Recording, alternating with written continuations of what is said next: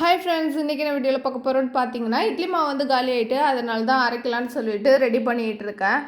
நான் வந்து பார்த்தீங்கன்னா ஃபஸ்ட் டைம் வந்து மாவு அரைக்கும் போது ரொம்பவும் காமெடியாகவும் சீரியஸாகவும் போயிட்டு என்னன்னு பார்த்தீங்கன்னா, நான் வந்து கல்யாணத்துக்கு முன்னாடி வந்து மாவு அரைச்சது கிடையாது. கல்யாணத்துக்கு அப்புறம் தான் ஃபஸ்ட் டைம் வந்து அரைக்கவே செஞ்சேன்.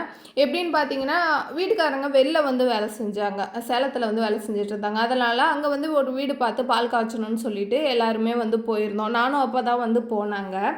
போயிட்டு மொதல் நாள் வந்து பால் காய்ச்சிட்டு மறுநாள் வந்து தான் எல்லோரும் வந்து கிளம்புனாங்க. மாவு அரைச்சி கொடுத்துட்டு போகிறேன் அப்படின்னு சொல்லிட்டு அரிசி உளுந்தெல்லாம் ஊற வச்சு உளுந்தை வந்து அரைச்சிட்டு அரிசியை வந்து கிரைண்டர்லேயே போட்டுட்டு நீ வலிச்சுக்கோ அப்படின்னு சொல்லிட்டு வந்து போயிட்டாங்க.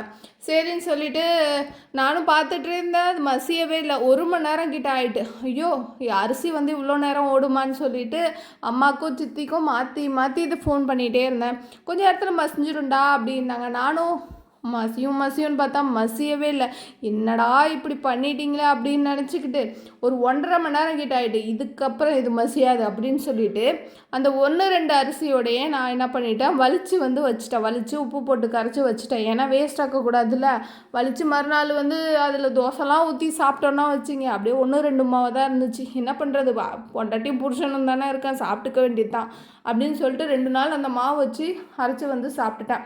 அதுக்கப்புறம் பார்த்திங்கன்னா நானும் எல்லாத்தையும் கேட்டேன். யாருக்குமே தெரியல அப்படின்னு சொல்லிட்டாங்க. சரின்னு சொல்லிட்டு அந்த புக்லேயே வந்து கஸ்டமர் கேர் நம்பர் இருந்துச்சா, சரின்னு சொல்லிட்டு அடித்து கேட்டோன்னே அவங்க வந்து சொன்னாங்க, அந்த மேலே வந்து டைட் பண்ணுறது இருக்குல்ல, அதை நல்லா வந்து டைட் பண்ணுங்கள், டைட் பண்ணி ஒரு தாட்டி அரைச்சி பாருங்கள் அப்படின்னு சொல்லிட்டு சொன்னாங்க.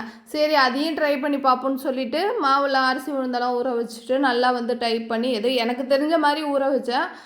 நல்லா வந்து டைட் பண்ணி அரைச்சி பார்த்தேன். செத்த நேரத்தில் மாவு வந்து அரைச்சிட்டு, ஐயோ இது தெரியாமல் தான்டா அன்றைக்கி இவ்வளோ கஷ்டப்பட்டோம் அப்படின்னு நினச்சிக்கிட்டேன் நான். உங்களுக்கும் இப்படிலாம் நடந்திருக்கான்ட்டு கமெண்ட் பாக்ஸில் கமெண்ட் பண்ணுங்கள்.